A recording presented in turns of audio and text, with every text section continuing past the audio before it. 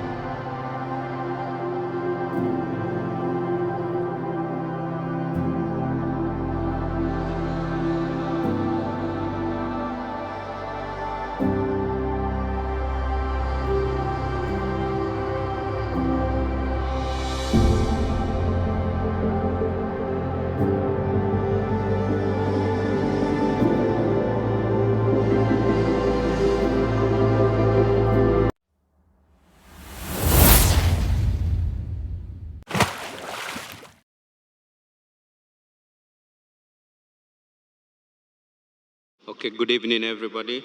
My name is Kevin, and I'm a concierge. Today, I'm coming here because I have 6 doubts, which I believe if I get the right answer, I'm ready to convert and accept to Islam.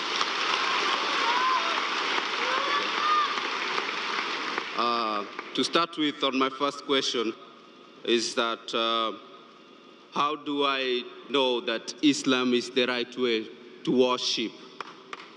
And I will follow that question with the second question, which goes like, how do I know that the message I'm conveying is going to God?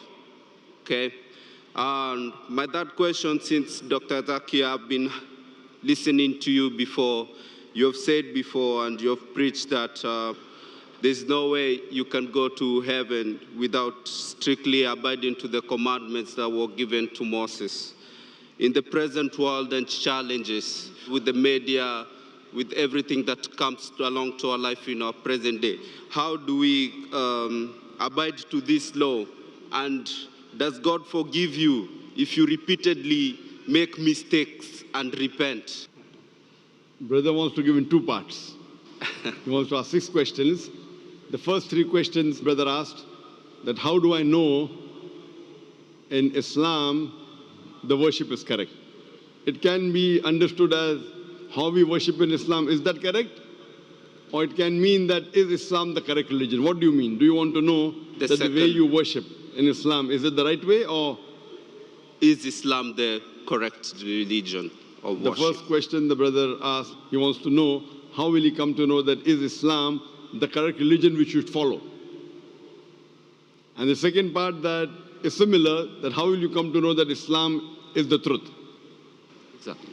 And the third that he said, I said in one of my speech, that J.S.K. peace be upon him said, that if you want to enter Jannah, you should keep all the commandments and follow all the laws mentioned in the Old Testament. How in this age can we follow all the laws of the Old Testament? I will try and club the first 2 questions together, that how do you know that Islam is the correct religion to worship? And how do you know that Islam is the truth? Islam comes from the word salam, which means peace. It is also derived from the Arabic word silm, which means to submit your will to God. Islam means peace acquired by submitting your will to Almighty God. And for any book to claim that it is a message from God, for any religion to prove that it is from Almighty God, this revelation, this book, this religion should stand the test of time. Previously, it was the age of miracles. and the glorious Quran is the miracle of miracles. Later on came the age of literature and poetry. Muslim and non-Muslim Arabic scholars alike, they claim the glorious Quran to be the best Arabic literature available on the face of the earth. But today, if a religious book says in a very poetic fashion, the world is flat, will a mortal man believe? But natural, no. Because today is the age of science and technology. So if we put this test of science and technology to all the religious scriptures that we have today of the different religions of the world, all of them fail the test except the Quran. And I've given a lecture on the topic Quran and modern science, compatible or incompatible. Time does not permit me to give a full lecture in this question and answer session. But I'd like to mention that Albert Einstein said, the famous physicist and the Nobel Prize winner, that science without religion is lame, and religion without science is blind. Let me remind you, the glorious Quran is not a book of science, S-C-I-E-N-C-E, but it's a book of signs, S-I-G-N-S. And there are more than 6,000 signs, more than 6,000 ayats in the glorious Quran, out of which more than 1,000 speak about science. Now, if you compare the scientific facts that we have come to know, we find that what science has discovered recently, maybe 50 years back, 100 years back, 200 years back, 400 years back, the glorious Quran has mentioned 1400 years ago. The Quran speaks about the creation of the universe in Surah Anbiya, chapter number 21, verse number 30. What the scientists discovered recently about the Big Bang. What they discovered 50 years back is mentioned in the Quran 1400 years ago. We came to know that the earth is spherical in 1577 when Sir Francis Drake sailed around the earth.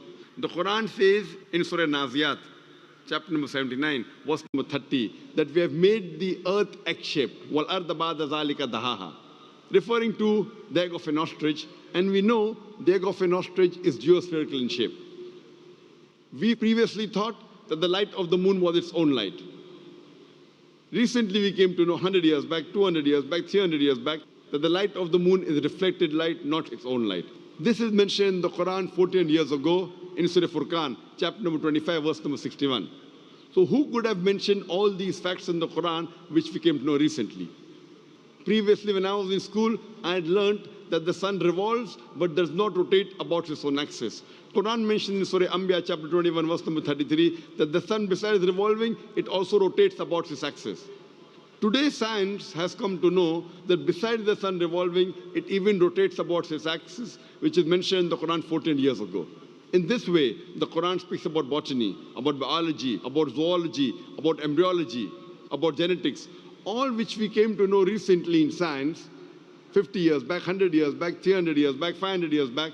So if we put this test of science today to all the religious scriptures, the only religious scripture that passes this test is the glorious Quran. Today, science hasn't advanced so much that it knows everything. So I tell the people that if you analyze the Quran, we come to know approximately 80% what the Quran speaks about science. Today, science has confirmed it is 100% correct. There may be about 20% which is ambiguous, neither right, neither wrong. So my logic says when 80% is 100% correct, the balance 20%, inshallah, will also be correct. So it is a logical belief. There is not a single verse in the Quran which has been disproved by scientific fact. There may be hypotheses which may not agree with the Quran, but there is not a single verse in the Quran which is disproved by any scientific fact. So based on this, if we put this test to any scripture, the only religion, the only scripture that passes this test is Islam and Quran. I started the question and answer session by quoting a verse of the Quran from Surah Isra, chapter number 17, verse number 81, which says, وَقُلْ جَاءَ الْحَقُّ وَزَاقَ الْبَاطِلِ إِنَّ الْبَاطِلَ كَانَ زَهُوقًا. Say that truth has arrived and falsehood perishes. For falsehood is by its nature bound to perish. So if you put this test, the only religion that passes the test the only truthful religion which is not corrupted. That's the reason William Moore said that the only religious scripture, he said 200 years back, being a critic of Islam, the only religious scripture that has not been altered and has maintained its pure form for 1200 years, it is the glorious Quran. So based on these facts, the only religion we can think and can understand and can believe it is truthful and correct, it is the Quran. As far as the third question is concerned, that I had mentioned in my speech that Jesus Christ, peace be upon him, said that you have to follow the commandments in the Old Testament. I was quoting the verse of the Bible, Gospel of Matthew, chapter number 5, verse number 17 to 20, where Jesus Christ, peace be upon him, says that unless your righteousness exceeds the righteousness of the scribes and the Pharisees, in no way shall you enter the kingdom of heaven. So if you have to be a good Christian at the time of Jesus Christ, peace be upon him, if you want to enter paradise, you have to follow all the commandments of the Old Testament. You cannot break a single jot or a tittle. If you do that, you shall be called least in the kingdom of heaven. So based on this verse of the Bible of Gospel of Matthew, chapter 5, verse 17 to 20, you have to follow each and every law of the Old Testament. And your question was very good and very logical. How can we in this age follow everything of the Old Testament, which is difficult? I agree with you. That's the reason Jesus Christ, peace be upon him, also said in the Gospel of John, chapter number 16, verse number 12 to 14. He said, I have many things to say unto you, but ye cannot bear them now. For he, when the Spirit of truth shall come, he shall guide you into all truth. He shall not speak of himself, all that he hears shall he speak. He shall glorify me. Your prophet Jesus, peace be upon him, is prophesying the coming of the last and final messenger, last and final prophet, Prophet Muhammad, peace be upon him. That when he will come, he will guide you unto all truth. That means Jesus Christ, peace be upon him, knew that everything what is mentioned in the Bible cannot be followed later on, maybe a few centuries later. That's the reason he said that he, when the Spirit of truth shall come, he shall guide you unto all truth, talking about Prophet Muhammad, peace be upon him. So at that time, maybe it was possible to follow the rules and regulations mentioned in the Old Testament and the New Testament. But Jesus Christ, peace be upon him, said, in future, when the last and final messenger, Prophet Muhammad, peace be upon him, comes, you should follow him. So if you have to be a good Christian today, besides believing in one God, you should also believe in Prophet Muhammad, peace be upon him. Hope that answers the question, brother. You want to ask the question? The other question is coming from a Christian background with a Christian family. How will I adapt or connect to my family if I convert to Islam and having two different faiths in the same compound? Brother asked the question that if I convert to Islam, how will I connect with my family having two different faiths? Brother, you know there's something like the Old Testament and something like the New Testament. Even though you are a Christian, you can follow the laws of the Old Testament after the New Testament has come. If there is something like the Old Testament and New Testament, there's also something like the Last Testament. The glorious Quran is the Last Testament of Almighty God. And in this glorious Quran, not a single prophet which is mentioned in the Bible has been derogated. In Islam, you have to believe in all the prophets that came earlier. And there are no less than 25 prophets which are mentioned in the Quran. And all of them, except for Prophet Muhammad Sallallahu Alaihi Wasallam and a couple of them, they are mentioned in the Bible. So we have to respect all the prophets of Almighty God. And our beloved Prophet Muhammad Sallallahu Alaihi Wasallam said that Almighty God has sent 124,000 messengers on the face of the earth.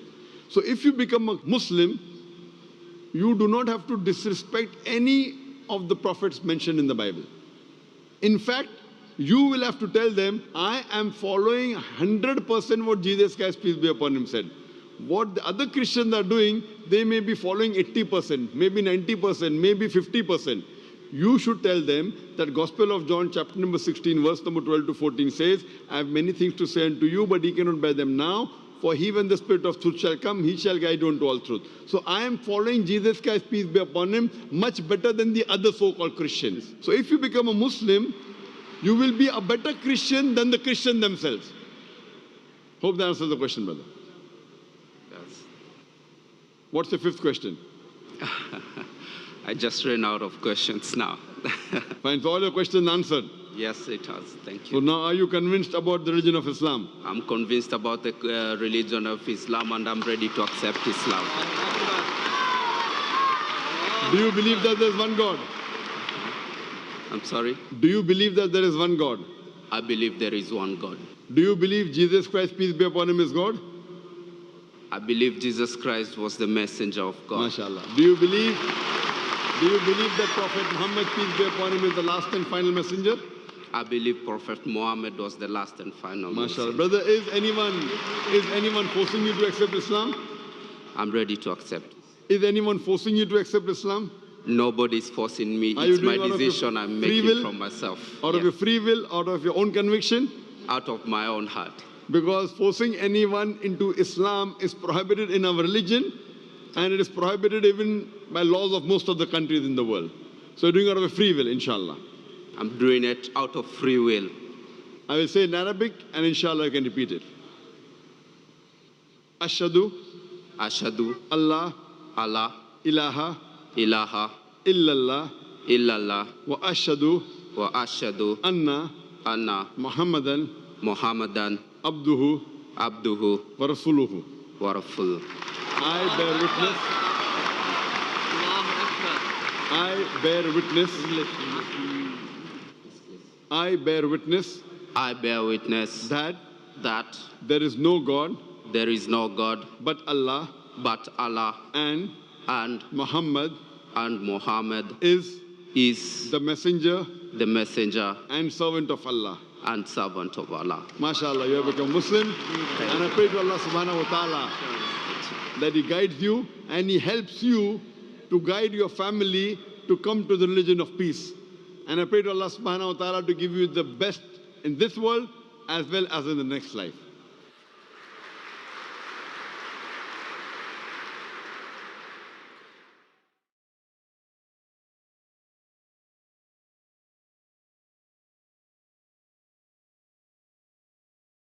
بسم الله الرحمن الرحيم. In the name of Allah, the entirely merciful, the especially merciful. قل هو الله أحد. Say, He is Allah, who is one. الله الصمد. Allah, the eternal refuge. لم يلد ولم يولد.